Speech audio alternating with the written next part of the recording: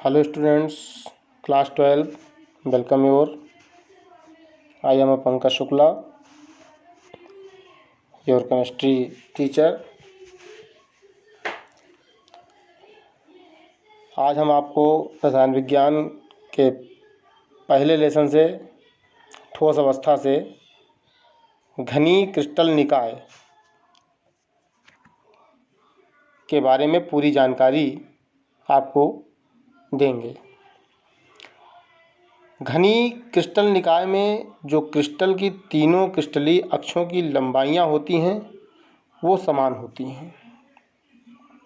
चूँकि घन होता है, घन की सभी कोरें आपस में समान होती हैं, सभी भुजाएं बराबर होती हैं, लंबाई, चौड़ाई और ऊंचाई।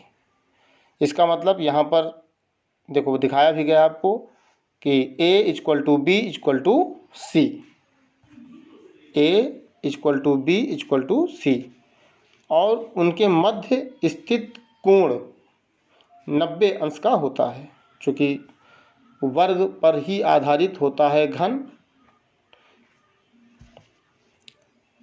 इसलिए अल्फ़ा = बीटा = गामा यानी प्रत्येक कोण का मान भी 90 अंश होता है। घनी क्रिस्टल निकाय में 3 प्रकार की एकक कोशिकाएं हो सकती हैं। पहली है सरल घनी एकक कोशिका, जिसको आद्य एकक कोशिका भी कहा जाता है, simple primitive cubic unit cell, short में इसको SC के नाम से जानते हैं। दूसरी है काय, इसको अंतः केंद्रित भी कहा जाता है, यानी काय केंद्रित घनी एकक कोशिका, body centred cubic unit cell, इसको BCC। और तीसरी है फलक केंद्रित घनी एकक कोशिका, face centred cubic unit cell, FCC। यानी 3 प्रकार की आपकी यहाँ पर एकक कोशिकाएं होती हैं, सरल, काय और फलक केंद्रित, SC, BCC और FCC।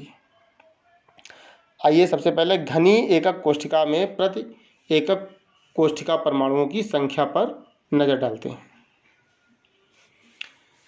घनी क्रिस्टल निकाय के सभी एकक कोशिकाओं में जो परमाणुओं की संख्या होती है उसको ज्ञात करने के लिए अलग अलग कोशिकाओं के आधार पर आपको इसमें डिटेल दिया गया है। सरल घनी एकक कोशिका, इसमें आपको 3 फिगर दिख रहे हैं। पहला फिगर जो है वो खुली संरचना का है, दूसरा एक भराव सहित गोलों की आकृति का संरचना है, दिक् स्थान बोलते हैं इसको, और तीसरी जो है ये नेचुरल पार्ट्स को दर्शा रही है। स्ट्रक्चर जो आपके सामने है ये वास्तविक भागों को दर्शाने वाली संरचना है, ठीक। Structure of the natural parts को शो कर रही है।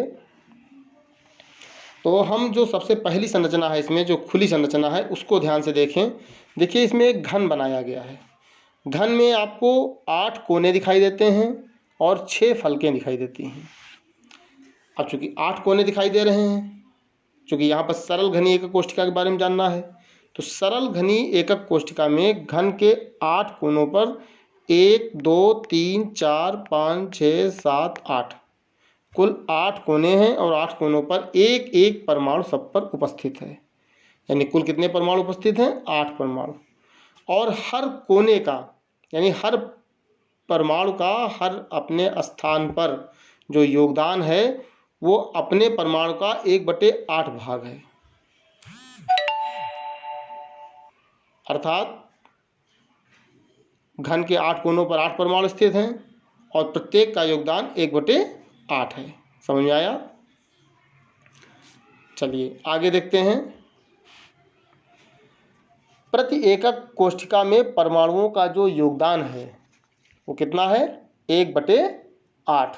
इसको आप अपनी कापी पर फिगर बना करके और इसका डिटेल भी आप अपने आप करके भी समझ सकते हैं। और प्रति एकक कोशिका में परमाणुओं की कुल संख्या कितनी हुई?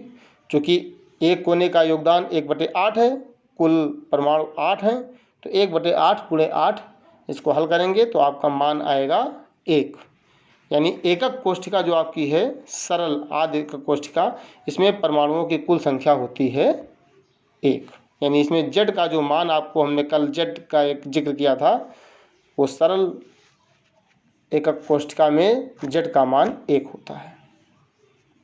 दूसरी है काय केंद्रित घनी एकक कोशिका। तो काय केंद्रित घनी एकक कोष्ठिका में घन के 8 कोनों पर 8 परमाणु हो गए। घन यहाँ पर भी बना है, 8 कोने हैं, 8 कोनों पर 8 परमाणु है। प्रत्येक कोने का योगदान, प्रत्येक परमाणु का योगदान 1/8 है।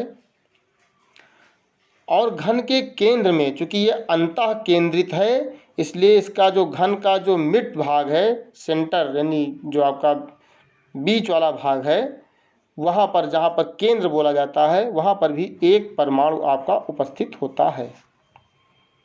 तो यहाँ पर पहले आप जो प्रति एकक कोष्ठिका में योगदान 8 कोनों का है वो आपने पहले भी निकाला है, 1 निकलता है। 1/8 × 8 बराबर 1 परमाणु।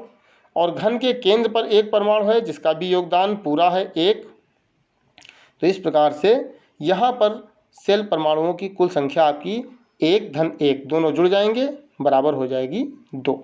यानी काय केंद्रित बॉडी सेंटर्ड क्यूबिक संरचना में जो परमाणुओं की कुल संख्या होती है जेड का मान वो 2 होता है।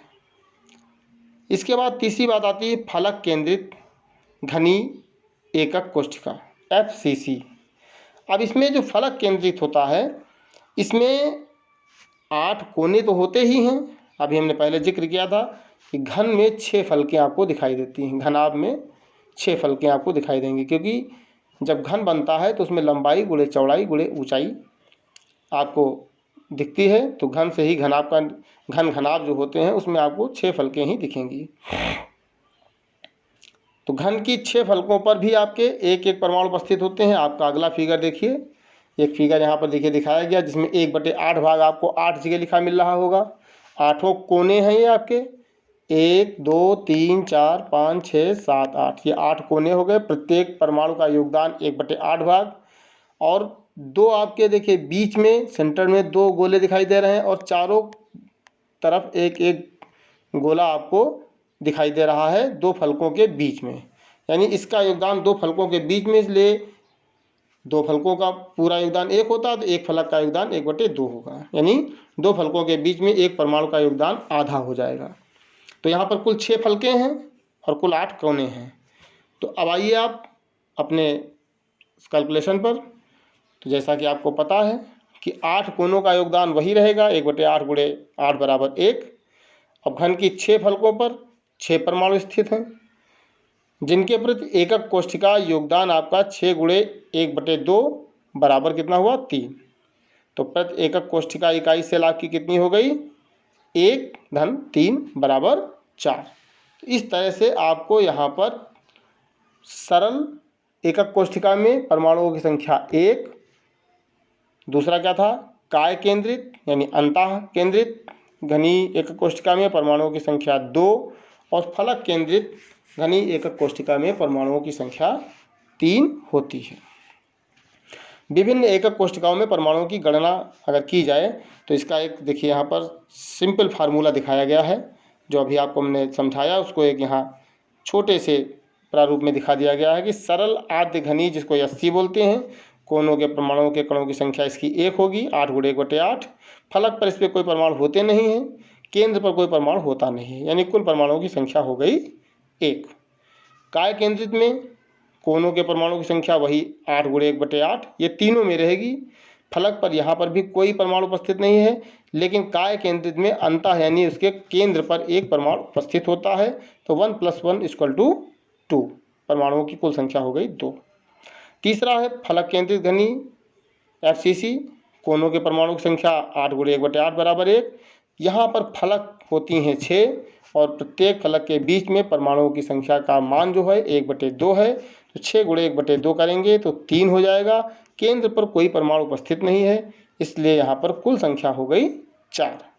आप इसको विधिवत पढ़ लीजिएगा, क्योंकि अभी इसमें आपको आगे न्यूमेरिकल्स जब आएंगे बताएंगे हम आपको लगाने के लिए, तो आपको यहाँ पर ये जानकारी होनी चाहिए कि जेड का मान कितना होता है। इसको पढ़ भी लीजिएगा। आप सभी लोग अपने नोट्स भी तैयार करते रहें, जिससे कि आपको आगे पढ़ने में समझने में कोई परेशानी ना हो। जो नोट्स मैं डाल रहा हूँ उनको भी बनाइए, जो मैं पढ़ा रहा हूँ इनके भी नोट्स आप सभी लोग तैयार करिए।